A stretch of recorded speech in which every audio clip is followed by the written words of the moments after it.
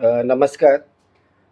मजासवाडी सर्वोदयनगरचा जो पुनर्विकास आहे त्यासाठीचा हा जो अपडेट गेल्या काही महिन्याभरातला जो काही पूर्ण पुनर्विकासासंदर्भातला अपडेट आहे तो आपण या व्हिडिओच्या माध्यमातून आपल्या सर्व सभासदांपर्यंत देतो आहे.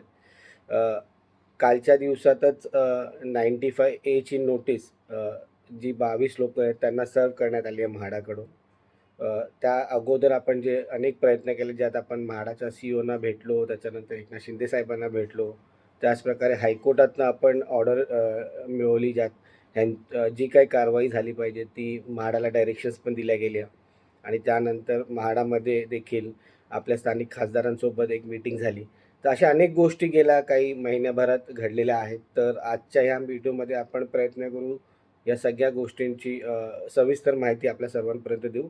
आपल्यासोबत संस्थेचे अध्यक्ष देखील आहेत बनेसाहेब.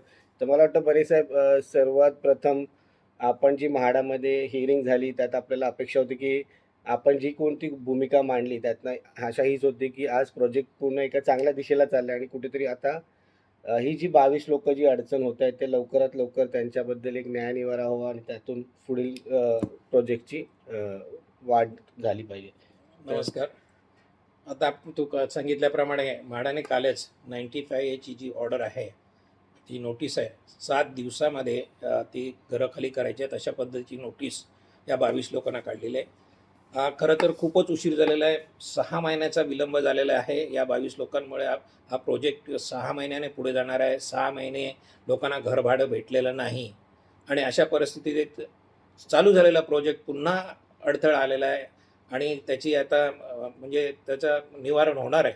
95ची जी नोटीस आहे, अंतिम नोटीस आहे, ती दिलेली आहे आणि म्हाडाने 7 दिवसामध्ये हे जर खाली नाही झालं तर त्यांच्या पद्धतीने ते पोलीस बंदोबस्तामध्ये लोकांना घरं खाली करावी लागतील. खरं तर यासाठी आपण अनेक प्रयत्न केले. आपण म्हाडाच्या सीओना 2 एप्रिलला भेटलो, 200 लोकं जाऊन भेटलो. त्यांनी आपल्याला कमिटमेंट दिली होती.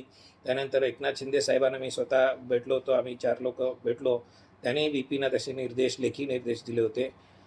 परंतु थोडा विलंबच होत होता. त्याच्यातून काही निष्पन्न होत नव्हतं. त्यानंतर अचानक 5 तारखेला 5 मेला सीओच्या ऑफिसमधून आम्हाला पत्र आलं की खासदार रवींद्र वायकर साहेबांच्या उपस्थितीत एक मीटिंग होणार आहे या 22 लोकांच्या संदर्भात आणि पुनर्विकासाच्या बाबतीमध्ये. तर वायकर साहेब त्या दिवशी उपस्थित होते आणि म्हाडाच्या सीओने त्यावेळी रोखठोक भूमिका मांडली आणि वायकर साहेबांनी देखील आता खूप विलंब झालेला आहे. आपले जसे 579 लोकं आहेत तसेच 350 लोकं सेल पोर्शनमधले आहेत. हे आपलीच लोकं आहेत आणि आता कुठेतरी म्हणजे त्याने एक शब्द वापरला होता, कोळसा किती उगाळला तर काळाच. तर आता कुठेतरी थांबायला पाहिजे आणि हा प्रोजेक्ट मार्गी लावायला पाहिजे अशी त्यांनी भूमिका उशिरा का होईना पण ती भूमिका त्यांनी मांडली आणि सीओने तर स्पष्ट सांगितलं, जी काही कारवाई सोसायटीने आणि डेव्हलपरच्या वतीने झालेली आहे, मुळात हा डेव्हलपर हा NCLTच्या मार्गातून आलेला आहे, प्रोसेसमधून आलेला आहे. त्यांनी जे काही कमिट केलं आहे ते सेटलमेंट डीड केलेलं आहे, ते कोर्टामध्ये फाईल केलेलं आहे आणि मुळात 92 लोकांपैकी 70 लोकं जेव्हा खाली करतात, मग त्यांच्यावरती दबाव होता, कशा कारणाने गेले, काय केले तो भाग वेगळा. पण त्यांनी स्वतःहून आपला ॲग्रीमेंट केलं, त्यांचे कॉर्पस घेतला, घरभाडं घेतलं, आपली घरं खाली केली, त्यांच्या भंगाराचे पैसे घेतले, अशी सगळं सुरळीत सगळं पार पडलं. कोणाला काय म्हणायचं ते म्हणू दे.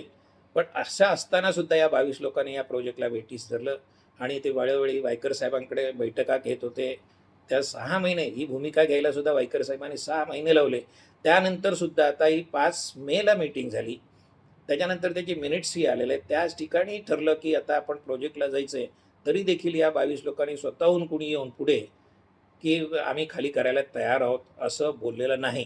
म्हणजे खरोखर ते आता वायकर साहेबांचं देखील ऐकतात की नाही असा प्रश्न आता आपल्याला पडलेला आहे. कारण काल शेवटी नाईलाजाने त्यांना नोटीस बजवावी लागली. त्याच्या अगोदर एकाने कोणीतरी भूमिका घेतली असती, एकाने तरी की आम्ही खाली करायला तयार आहोत. तर एक समजू शकलो असतं की त्या मीटिंगचं सीओसमोर वायकरांच्या उपस्थित झालेलं मीटिंगचं फलित झालं. पण तसं दुर्दैवाने झालेलं नाही आणि म्हाडाला ही कारवाई करावी लागते आणि आता ही जबाबदारी म्हाडाची आहे. म्हाडा म्हणजे सरकार आहे. त्यांचं एक धोरण असतं, त्यांची एक भूमिका असते आणि त्याला कायदेशीर बाजूसुद्धा असते. त्यामुळे म्हाडाने जो घेतलेला निर्णय आहे तो आता अंमलबजावणी त्याची होईल आणि ही घरं खाली करतील. आता आपला विषय राहिला बाकीचा आपला प्रोजेक्ट, सगळी प्रोजेक्टची कामं थोडी चालू आहेत, पण मुळात जो वेग घ्यायला पाहिजे तो नाही आहे. ही लोकं घरं खाली करतात. पुढच्या 2-3 दिवसामध्ये आपल्याला जे घरभाडं थकलेलं आहे ते विकासकाने द्यायचं आहे. त्याची सुद्धा आम्ही मागणी केलेली आहे आणि निश्चित विकासकाने आत्तापर्यंत ज्या कमिटमेंट आहेत ते स्ट्रिक्ट आहेत. असं झालं जसं लिहिलेलं आहे त्याप्रमाणेच वागतात. त्याप्रमाणे आपला प्लॉट खाली झाल्यानंतर ते आपल्याला भाडं सर्वांना दिलं जाईल हे निश्चितच. आणि सीओनसमोर काही कमिटमेंट केलेलं आहे. डी विंगचं काम चालू करायचं आहे. ABC विंगची जी कामं आहेत, रिपेअरिंगचे काम आहे. रिपेअरिंग लिकेज जे काय काम आहेत, सुविधा आहेत, त्या सर्व त्यांनी कमिट केलेले आहेत सीओनसमोर आणि नक्कीच ते ऑनर करतील. त्याचप्रमाणे PAAA असेल, सप्लिमेंटरी ॲग्रीमेंट आहे, त्या गोष्टीसुद्धा प्रोग्रेसमध्ये आहे. म्हणजे जे कमिट केलेलं आहे ते पूर्ण होणार आहे. फक्त या 22 लोकांच्या वतीने जी कमिटमेंट होती किंवा वायकरांनी जे सुचवलं होतं ते या परिस्थितीमध्ये झालेलं नाही, हे दुर्दैव. आणि महत्त्वाचं म्हणजे की आता आपण प्लॅनिंगचा पार्ट असेल, मग सप्लिमेंटरी एग्रीमेंट असेल, PAAA असतील, हे देखील आपण जनरल बॉडीमध्ये सर्वांसमोर आपण नेणार आहोत, ते प्रेझेंट करणार आहोत आणि त्याच्यानंतर त्याची पुढची प्रक्रिया सुरू होणार आहे. तर बरोबर आहे. आपण हे करत आलेलो आहे. पूर्वीपासून आपलं ट्रान्सपरन्सी आहे. आपण प्रोसेस फॉलो केलेलं आहे. म्हणून आजपर्यंत इथे पोचलो. आपण एक गोष्ट लक्षात घ्या, आम्हाला हायकोर्टामध्ये जावं लागलं.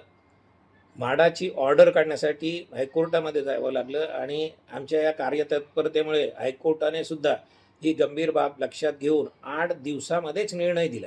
8 दिवसामध्ये निर्णय दिला की म्हाडाने ही कारवाई करायला हवी.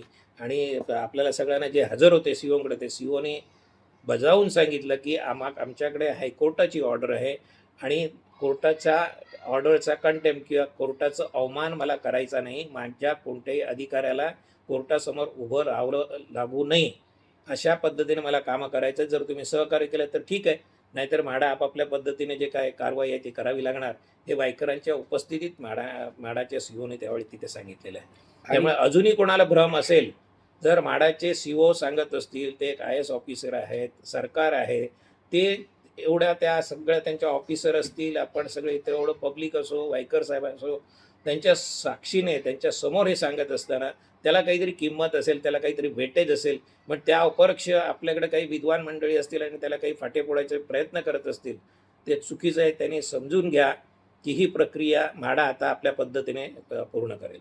आणि मला वाटतं गेल्या 6 महिन्यात सगळ्या सभासदांनी ज्या पद्धतीने आपल्यासोबत उभे राहिले, अनेक अडचणी आपण चाललेलो, पण सर्व सभासद जिथे पाहिजे तिथे आपल्यासोबत उभं राहून आपल्यासोबत साथ दिली. खरंच त्यांच्यासाठी खरंच मी मनापासून आभार व्यक्त करीन. म्हणजे एवढं पेशन्सली या सगळ्या प्रवासात आपल्यासोबत राहिलेत. आणि खरंच इतर देखील सभासद जे सगळी लोकं आहेत, जे प्रत्येक वेळी अपडेट घ्यायचे की काय चाललं आहे, पण कुठल्याच प्रकारे असं म्हणजे आपल्या सोबत राहिले, त्याचा एक महत्त्वाचा भाग आहे नक्की याच्यात. कमलेश, हे 6 महिने नाही, आपली मागची 10-12 वर्षाचा हा संघर्ष आहे आणि लोकांचा प्रचंड विश्वास आपल्यावरती आहे. आपल्यावरती म्हणजे आपण एक कुटुंब म्हणून वागतो, आपण ट्रान्सपरंट राहतो, आपण संघर्ष एकत्र केलेला आहे आणि तो सगळ्यांना जसाच्या तसा माहिती आहे. कालही काही लोक आले, आपण जर संघर्ष केला नसता आज आपलं काय झालं असतं. म्हणजे तू विसरला असेल तो मुद्दा की परवा 2 दिवस आपल्याकडे CBIची इन्क्वायरी चालू होती. बरोबर. ॲक्मे मुळामध्ये आता त्यांची CBIची इन्क्वायरी झाली, म्हणजे काय म्हणतात त्याला, सर्वनाश झालेला आहे त्यांचा. जर आपण ह्या काही जी मागची पावलं उचलली नसती, तर आज जसं अजून की भयानक परिस्थिती स्टॉप वर्क असते. आपण केले नसती किंवा स्टॉप वर्क केली नसती किंवा टर्मिनेशन केलं नसतं, तर हा NCLTचा प्रकार पुढे झाला नसता. आणि आज एकमेव NCLTमुळे आपण वाचलेलो आहोत. नाहीतर या लिटिगेशनमध्ये CBIच्या ट्रॅपमध्ये बसलेला ॲक्मे हे सोडवताना आपल्याला पुढची पिढी, पुढचा जन्म घ्यायला लागला असता. एवढं क्रिटिकल आणि कॉम्प्लिकेट झालेलं असतं. आपल्याला काहीच मार्ग नव्हता, कारण त्यांना CBI काही करू शकलं असतं ना कोर्ट काही करू शकलं असतं. पण मुळात NCLTमध्ये येऊन ॲक्मे बाहेर झालेले असताना त्यांची आता जे क्रिमिनल प्रोसिडिंग असते चालू राहील. आपला प्रोजेक्ट बाहेर आलेला आहे. हे आम्ही केलं असं म्हणून आम्हाला कोणीतरी बुद्धी दिली असेल. आम्हाला एवढं माहीत नव्हतं हे पुढे काय घडणार आहे. पण आपण निश्चित आपल्याला कुठून तरी बुद्धी झाली आणि आपण स्टॉपवर करावं सुचलं, आपल्याला टर्मिनेशन करावं सुचलं, आपल्याला जुनी कमिटी बदलावी सुचलं. हेच जर जुनी कमिटी असते, हाच जर डेव्हलपर असता आजच्या घडीला, तर आपला प्रोजेक्ट संपला होता. आपल्याला घरं मिळणं, भाडं मिळणं शक्यच नव्हतं. आणि तर ह्या अशा पद्धतीने हा संघर्षामध्ये सगळ्यांचं पुण्य आहे बोलतो. आपले जे काही सभासद आपल्यात आज हयात नाही आहेत, त्यांचं एक स्वप्न होतं, त्यांचेही आशीर्वाद आपल्या पाठीशी असतील, आपली शांतादुर्गा देवीचे आशीर्वाद आपल्या पाठीशी आहे. म्हणून या सगळ्या गोष्टी घडत गेल्या आणि त्यामुळे आपण इथपर्यंत पोहोचलोय आणि यापुढे सुद्धा निश्चित या मंथेंडपर्यंत सगळं सुरळीत व्हावं अशी एक अपेक्षा आहे. आणि महत्त्वाचं जेव्हा सीबीआयची लोक आपल्याला विचारत होती तर जुन्या कमिटीने ज्या पद्धतीने कामं केली आणि विकासकासोबत खरंच म्हणजे कमलेश आता सीबीआय म्हणजे पोलीस नाही, पोलिसांपेक्षा जेव्हा पोलिसांचं काम संपतं की पोलिसांची काय कार्यशक्ती म्हणतं काय मला शब्द आठवत नाही संपते तेव्हा सीबीआय येतं. हा मुळात सुप्रीम कोर्टाच्या आदेशाने सीबीआय नियुक्त झालेला आहे आणि त्यांनी इन्व्हेस्टिगेशन केलेलं आहे. ते पाताळात जाऊन खोदून काढतील. हा मोठा फ्रॉड आहे, आपल्याला समजण्या पलीकडे आहे.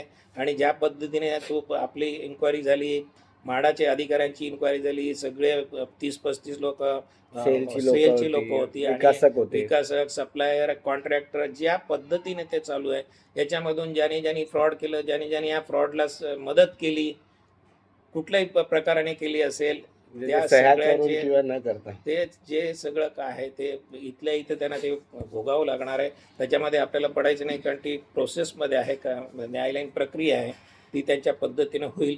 पण एकच सांगतो की हे एवढं भयानक जे आता होणार आहे त्याच्यातून आपण वाचलेलं आहे आपल्या सर्वांच्या कृपेने, आशीर्वादाने, आपल्या इच्छेने. त्यामुळे इच्छाशक्तीसुद्धा महत्त्वाची असते. आपण एवढा संघर्षातून पुढे जात असतो तर त्या सगळ्यांची इच्छाशक्ती प्रचंड असल्यामुळे आपण या सगळ्यातून बाहेर पडलो आहे. लोकांना कल्पना नाही आहे की काय नेमकं घडतं आहे, कारण इथपर्यंत आपण डीपमध्ये गेलेलो नाही. पण जेव्हा आम्ही या सगळ्या प्रोसेसमध्ये इन्वॉल्ड असतो तेव्हा आम्हाला कळतं की किती गांभीर्य आहे या प्रकरणाचं. तर सगळ्यांना एक निश्चित राहा.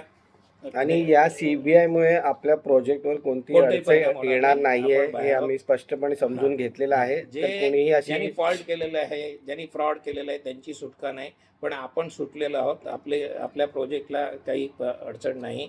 विकासकांनीही सुद्धा त्यांची जी काय कम्प्लायन्स आहेत ते केलेल्यामुळे त्यांच्या दृष्टीनेही काही प्रॉब्लेम नाही आहे आणि हा प्रोजेक्टमध्ये कोणते अडथळे येणार नाही. अडथळे आपलेच लोक आणतायत, त्यांना सुबुद्धी द्यावी परमेश्वराने, एवढीच अपेक्षा. आणि एक उत्तम उदाहरण म्हणजे बनेसाहेब जेव्हा म्हणाले की आपण सगळे कुटुंब आहोत, तर म्हाडामध्ये जी हिअरिंग झाली वायकर साहेबांची इथे, जेव्हा वायकर साहेबांनी हे म्हटलं की हा ग्रुप आणि ह्या ग्रुपनी जेव्हा असं अप्रोच केल्यानंतर इमिजिएटली बनेसाहेबांनी सांगितलं आम्ही दोघं पण एकच ग्रुप आहोत. ही एक चांगली ओळख त्या ठिकाणी निर्माण झाली की आपल्यातले विषयांबद्दल मतभेद असू शकतात पण आपण सगळे एक आहोत. हेच बनेसाहेबांनी तिकडे दाखवून दिलं. तर आजही आम्ही तुम्हा सर्वांना हे 579 हे आपलं कुटुंब आहेत. तर माझी सर्वांना विनंती असेल की कोणत्याही अफवांवर स्पेशली खूपशे मेसेजेस फिरत असतात, येतात आमच्याकडे पण सगळे, तर दुर्लक्ष करा. कालच एक कमलेश इंटरप्ट करतो मी तुला. कालच मला 2 लोक येऊन भेटून गेले. बनेसाहेब आता लोक म्हणतात आपण कोर्टामध्ये जाणार, मग काय होणार.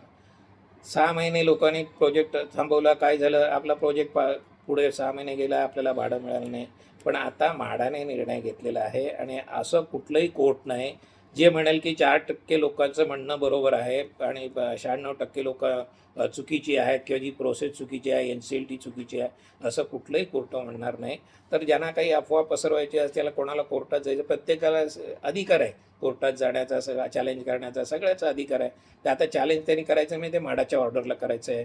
आणि यापूर्वी पण चॅलेंज झालेले आहेत. आम्ही सुद्धा त्यावेळी 95च्या अगेन्स्ट हायकोर्टामध्ये गेलो होतो. ते निर्णय आलेले आहेत. म्हाडाच्या डझनभर कारवाईच्या त्याला चॅलेंज केलेलं गेलेलं आहे. डझनभर ऑर्डर असतील हायकोर्टाच्या. तर ज्यांना हा सर्व मार्ग आहे, पण तुम्ही निश्चिंत राहा, कारण कायदेशीर प्रक्रियेमुळेच आपण इथपर्यंत आलो आणि इथून सुद्धा आपलं सगळं सुरळीत होणार आहे. तर अफवांवर विश्वास ठेवून ज्यांना जायचं असेल ते जातील कोर्टामध्ये. म्हाडाची जी ऑर्डर आहे ते त्याप्रमाणे कारवाई होणार आहे. ठीक आहे. तर कोणाला काही असेल तर तुम्ही सोसायटी ऑफिसमध्ये या. ठीक आहे. आणि धन्यवाद सगळ्यांना. थँक्यू.